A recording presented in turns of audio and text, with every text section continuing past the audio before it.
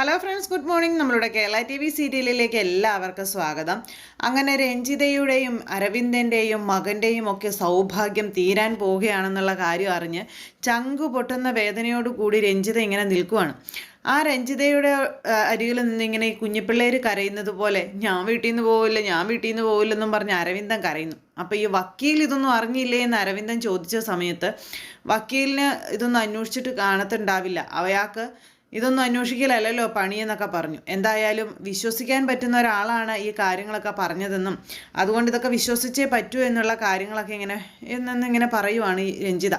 അപ്പോൾ ഈ വക്കീലിന് ഇതൊക്കെ അറിയാതിരിക്കില്ല, വക്കീലിനെ വിളിച്ചൊന്ന് കാര്യങ്ങൾ ചോദിച്ചാലോ എന്നും ചോദിച്ച് ഈ അരവിന്ദൻ ഇങ്ങനെ നേരെ രഞ്ജിതയോട് പറഞ്ഞു. അപ്പോൾ അയാളെ വിളിച്ചിട്ട് കാര്യം ഉണ്ടാകും എന്ന് എനിക്ക് തോന്നുന്നില്ലെന്ന് പറഞ്ഞപ്പോൾ എന്തായാലും നമുക്കൊന്ന് വിളിച്ചു നോക്കാം രഞ്ജിതെ, എന്തെങ്കിലും ഒരു ഇത് കിട്ടിയാലോ എന്നൊക്കെ പറഞ്ഞ് ഭർത്താവ് ഭാര്യയോട് പറയുന്നു. അപ്പോൾ ഭർത്താവ് ഒരു പരിധിയിൽ കൂടുതൽ ഇത് തന്നെ നിന്നിങ്ങനെ പറയുമ്പം ശരി അയാളെ വിളിക്കാം, അയാളെ വിളിച്ച് എന്താണ് സംഭവിക്കാൻ പോകുന്നതെന്ന് ചോദിക്കാം, അയാൾക്ക് ഇതിനെക്കുറിച്ചുള്ള കാര്യങ്ങൾ അറിയാമായിരുന്നോ എന്ന് ചോദിക്കാം എന്ന് രഞ്ജിതയും അരവിന്ദനോട് പറയണം. അങ്ങനെ ഇവർ രണ്ടുപേരും കൂടെ ആ തീരുമാനം എടുത്ത് വക്കീലിനെ വിളിക്കുക. വക്കീലിനെ വിളിച്ചിട്ട് എത്രയും പെട്ടെന്ന് വീട് വരെ വരണം എന്നുള്ള കാര്യം പറഞ്ഞു. അപ്പം ഞാൻ വരുന്ന വഴിക്ക് സുമിത്ര എങ്ങാനും കണ്ടാലോ എന്ന് ചോദിച്ചപ്പോൾ അതൊന്നും കാണില്ല, അതൊക്കെ അവിടെ റെഡി ആയിട്ട് നിന്നാൽ മതി, നിങ്ങളെ ഞാൻ കൊണ്ടുവന്നോളാമെന്നും പറഞ്ഞ് അങ്ങനെ വക്കീലിനെ കൊണ്ടുവരാനായിട്ട് രഞ്ജിതയും അരവിന്ദനും തീരുമാനിക്കുന്നു. അങ്ങനെ വക്കീലിനെ ഫോണിൽ വിളിച്ചു. ഇതെല്ലാം കഴിഞ്ഞ് അരവിന്ദനോട് പോയി വക്കീലിനെ വിളിച്ചുകൊണ്ട് വരാനും പറയണം. അപ്പം അങ്ങനെ ഒരു സിറ്റുവേഷനും കാര്യങ്ങളും രഞ്ജിതയുടെ വീട്ടിൽ നടക്കുന്ന സമയത്ത് ഹോസ്പിറ്റലിൽ വെച്ച്, അതായത് നമ്മുടെ സിദ്ധുവിനെ ഹോസ്പിറ്റലിൽ എത്തിച്ചു ശീതൾ. ഹോസ്പിറ്റലിൽ വെച്ച് ശീതൾ സുമിത്രയെ വിളിക്കുക. അപ്പോൾ മോളെ എന്താ അമ്മയൊന്ന് വേഗം ഇവിടം വരെ വരണമെന്ന് പറഞ്ഞു, ഹോസ്പിറ്റലിൽ വരെ വരണം എന്ന് പറഞ്ഞു. ഹോസ്പിറ്റലിൽ വരെ വരണമെന്നോ? എന്താ മോളെ പ്രശ്നം? എന്തെങ്കിലും അപകടം പറ്റുമോ? എന്താ മോളെ കാര്യം എന്താണെന്ന് ചോദിച്ചപ്പോൾ അതൊക്കെ അമ്മ ഇവിടെ വന്നു കഴിഞ്ഞിട്ട് ഞാൻ പറയാം, അമ്മയൊന്ന് വരെ വരണം എന്നും പറഞ്ഞുകൊണ്ട് ഇങ്ങനെ വിളിക്കുക. അപ്പോൾ അത് ഞാൻ ഇപ്പോൾ തന്നെ വരാം എന്ന് പറഞ്ഞ് ഫോണങ്ങ് കട്ട് ചെയ്തു. ഇതേ സമയത്ത് നമ്മുടെ സരസ്വതി അമ്മ അവിടെ വെച്ച് അങ്ങനെ സുമിത്രയോട് ചോദിച്ചു, എന്താ സുമിത്ര, ആരാ വിളിച്ചേ, എന്താ പറ്റിയെന്നൊക്കെ. അപ്പോൾ ശീതള അമ്മയെ വിളിച്ചത് പെട്ടെന്ന് തന്നെ ഹോസ്പിറ്റലിലേക്ക് ചെല്ലാൻ പറഞ്ഞു എന്നൊക്കെ പറഞ്ഞ് അങ്ങനെ പറയുവാണ്. അപ്പോഴേക്കും നമ്മുടെ സരസ്വതി അമ്മയും അതുപോലെ തന്നെ അവിടുന്ന് വേഗം പോരാനായിട്ടുള്ള ആ ഒരു കാര്യങ്ങളൊക്കെ നോക്കുന്നു. എന്തായാലും സുമിത്രയാണെന്നുണ്ടെങ്കിൽ എത്തുന്നതിന് മുന്നേ തന്നെ സരസ്വതി അമ്മയും പൂജയും അവിടെ എത്തി. അപ്പോൾ സരസ്വതി അമ്മയും പൂജയും ശീതളു വിളിച്ചനുസരിച്ചാണ് വന്നത്. അങ്ങനെ അവരവിടെ വന്നു കഴിഞ്ഞ് വിവരങ്ങളൊക്കെ അറിയാനായിട്ടുള്ള ആ ഒരു ഇതിൽ ഓടിപ്പാഞ്ഞു വന്നു. അപ്പോൾ അതേ പുറത്ത് ശീതൾ നിൽപ്പുണ്ട്. ശീതളിൻ്റെ മുഖമൊക്കെ ആകെ വല്ലാതെ വെളുത്തായിരിക്കുന്നത്. അപ്പോൾ ടെൻഷൻ അടിച്ച് ഭയങ്കര ഇതായിട്ട് ഇങ്ങനെ നിൽക്കുക. ഈ സമയത്ത് എന്താ കാര്യം എന്നറിയത്തില്ലല്ലോ. ഇവർ ഓടിച്ചെന്നിട്ട് ചോദിച്ചു, എന്താ കാര്യം മോളെ, എന്താ പറ്റിയതാ, സച്ചിൻ എന്തെങ്കിലും പറ്റുമോ, നീ എന്താ ഇവിടെ നിൽക്കുന്നത് എന്നൊക്കെ ഇങ്ങനെ ചോദിച്ചപ്പോൾ അത് പിന്നെ അച്ഛൻ വീട്ടിൽ വന്നിരുന്നു എന്ന് പറഞ്ഞു അച്ഛമ്മയോട്. ആര്, സിദ്ധുവോ? അച്ഛനൊരു ചെറിയ ആക്സിഡൻറ്റ് പറ്റി, അച്ഛൻ ഹോസ്പിറ്റലിലാണെന്ന് ഇങ്ങനെ പറഞ്ഞു. എൻ്റെ മോൻ എന്താ പറ്റിയെന്ന് ചോദിച്ചു സരസ്വതി അമ്മ ഭയങ്കരമായിട്ട് ഇതിങ്ങനെ ആവുക. അപ്പോഴേക്കും സരസ്വതി അമ്മയോട് കുറേയൊക്കെ നടന്ന കാര്യങ്ങൾ ശീതൾ പറഞ്ഞു. അപ്പോഴേക്കും സരസ്വതി അമ്മ ഭയങ്കരമായിട്ട് വയലൻ്റായി. എൻ്റെ മോൻ എന്തെങ്കിലും സംഭവിച്ചോ, ഒന്നിനും ഞാൻ വെച്ചേക്കല്ലേ, എല്ലാത്തിനും ഞാൻ കൊന്നു കളയുമെന്ന് പറഞ്ഞുകൊണ്ട് സരസ്വതി അമ്മ ഭയങ്കരമായിട്ട് അവിടെ കിടന്ന് ഷൗട്ട് ചെയ്യുക. അപ്പോഴേക്കും പൂജ, അച്ഛമ്മേ ഇത് ഹോസ്പിറ്റലാണ്, അച്ഛമ്മ ഇങ്ങനെയൊന്നും കാണിക്കരുതെന്ന് പറഞ്ഞപ്പം എന്ത് ഹോസ്പിറ്റലായാലും ശരി, എൻ്റെ മോൻ എന്തെങ്കിലും സംഭവിച്ചു ഞാൻ ഒരുത്തരം വെറുതെ വിടില്ലെന്നും പറഞ്ഞാൽ നാഴിക്ക് 40 വട്ടം എന്നുള്ള രീതിയിൽ നമ്മുടെ സരസ്വതി അമ്മ ഇങ്ങനെ പറഞ്ഞുകൊണ്ടേയിരിക്കുന്നു. എന്നിട്ട് ഒരു തരത്തിൽ സരസ്വതി അമ്മേനെ പിടിച്ചവിടെ ഇരുത്തി. അവിടെ ഹോസ്പിറ്റലിൽ ഇങ്ങനെ നാടകീയമായ കാര്യങ്ങളൊക്കെ നടക്കുന്ന സമയത്ത് പിന്നെ കാണിക്കുന്നത് രഞ്ജിതയെ കാണാനായിട്ട് വക്കീൽ വന്നു. അപ്പോൾ വക്കീലും രഞ്ജിതയുമായിട്ട് സംസാരിക്കുകയാണ്. എന്തിനാ രഞ്ജിതയെ കാണണമെന്ന് പറഞ്ഞത് അത്യാവശ്യമായിട്ടെന്ന് ചോദിച്ചപ്പം വക്കീലിനോട് വളരെ അത്യാവശ്യപ്പെട്ട ഒരു കാര്യം പറയാനാണെന്ന് പറയുകയും ചെയ്തു. അപ്പോൾ എന്താ കാര്യം എന്ന് ചോദിച്ചു. ഇത്രയും വലിയൊരു ചതിപ്രയോഗം നടന്നിട്ട് വക്കീൽ എന്താ ഞങ്ങളോട് പറയാതിരുന്നതെന്ന് ചോദിച്ചപ്പോൾ ചതിപ്രയോഗമോ, എന്ത് ചതിപ്രയോഗം, ഞാനും ആരെയും ചതിച്ചിട്ടില്ലല്ലോ എന്ന് പറഞ്ഞു. ഈ പൂജയ്ക്ക് 25 വയസ്സാകുമ്പം രോഹിത്തേട്ടൻ്റെ സ്വത്തുക്കൾക്ക് അവകാശിയായി പൂജ മാറുമെന്നുള്ള കാര്യം നിങ്ങൾ എന്തുകൊണ്ട് ഞങ്ങളെ അറിയിച്ചില്ലെന്ന് ചോദിച്ചപ്പോൾ അത് നിങ്ങൾക്കറിയാമെന്നാണ് ഞാൻ വിചാരിച്ചത് എന്ന് വക്കീൽ ഇവരോട് പറഞ്ഞു. നിങ്ങളതെല്ലാം അറിഞ്ഞിട്ടാണ് ബാക്കി കാര്യങ്ങൾ ചെയ്തിരിക്കുന്നതെന്നാണ് ഞാൻ വിചാരിച്ചത്. അങ്ങനെയുള്ളപ്പോൾ പിന്നെ എനിക്കത് പറയേണ്ട കാര്യമില്ലല്ലോ, അതുകൊണ്ടാണ് ഞാൻ പറയാതിരുന്നത്. അപ്പം നിങ്ങൾക്കിതൊക്കെ അറിയാമായിരുന്നോ എന്ന് ചോദിക്കുകയാണ് രഞ്ജിത. അറിയാമായിരുന്നു. അതറിയാതിരിക്കാൻ ഇപ്പോൾ എത്ര കാര്യം എന്താ, ഞാനൊന്നുമില്ലെങ്കിലും അവിടെ വക്കീലായിരുന്നില്ലേ, അപ്പോൾ പിന്നെ എനിക്കറിയാതിരിക്കോ എന്ന് ഈ വക്കീൽ ചോദിച്ചു. ഇനിയിപ്പോൾ വെറും 4 മാസങ്ങൾ മാത്രമേ നിങ്ങളുടെ മുന്നിലുള്ളൂ. 4 മാസം കഴിയുമ്പോൾ ഈ കണ്ട സ്വത്തുവകകളും സമ്പാദ്യവും കമ്പനിയും എല്ലാം പൂജയുടെ പേർക്കാകും.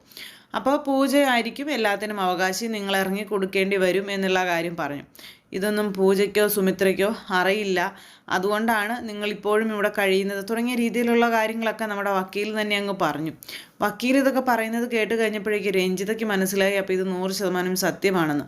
ഇരുന്നിടത്ത് നിന്നിങ്ങനെ എന്താ പറയുന്നത്, ഭൂമി പിളർന്ന് താഴേക്ക് പോയാൽ മതിയായിരുന്നു എന്നുള്ളൊരു രീതിയിൽ രഞ്ജിത അന്നേരത്തേക്കും ഇങ്ങനെ സ്തംഭിച്ചിരിക്കുക. അപ്പോൾ നമുക്ക് അർഹതപ്പെട്ടത് മാത്രമേ രഞ്ജിത എന്നതേക്കും നമ്മുടെ കൈകളിൽ ഉണ്ടാവുകയുള്ളൂ. നമുക്ക് അർഹതയില്ലാത്തതൊന്നും നമ്മുടെ കയ്യിലുണ്ടാവില്ല.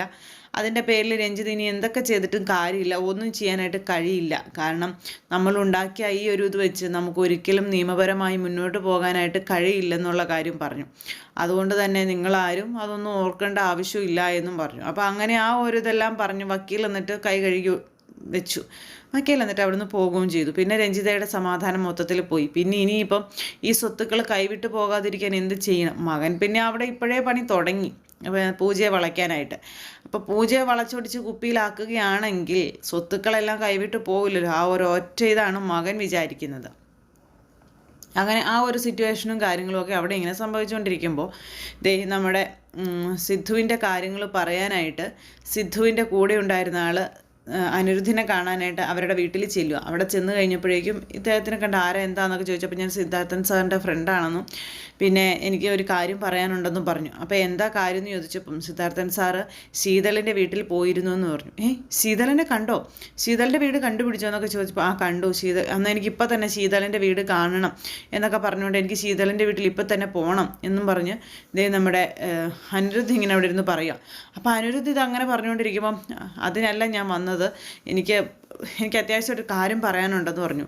സിദ്ധാർത്ഥൻ സാറിന് ഒരു ആക്സിഡൻറ്റ് പറ്റി എന്നിങ്ങനെ പറഞ്ഞപ്പോഴേക്കും ആക്സിഡൻറ്റോ എന്ത് സംഭവിച്ചതാണെന്നൊക്കെ ചോദിച്ചു. അപ്പോഴേക്കും അനിരുദ്ധിന് ആകെ ഒരു ടെൻഷനായി.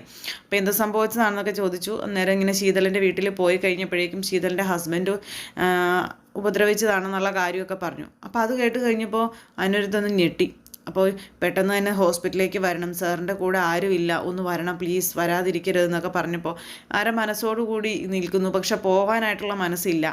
അങ്ങനെയൊക്കെ ഒരു ഇതിലിങ്ങനെ നമ്മുടെ അനിരുദ്ധ് നിൽക്കുക. അപ്പോൾ അദ്ദേഹം പറഞ്ഞു അച്ഛനോടുള്ള ദേഷ്യമൊക്കെ അതൊക്കെ കുറച്ച് നേരത്തേക്ക് ഒന്ന് മാറ്റി വെക്കണം, ഒന്ന് വരണം പ്ലീസ്, ഒന്ന് വന്നേ പറ്റുള്ളൂ.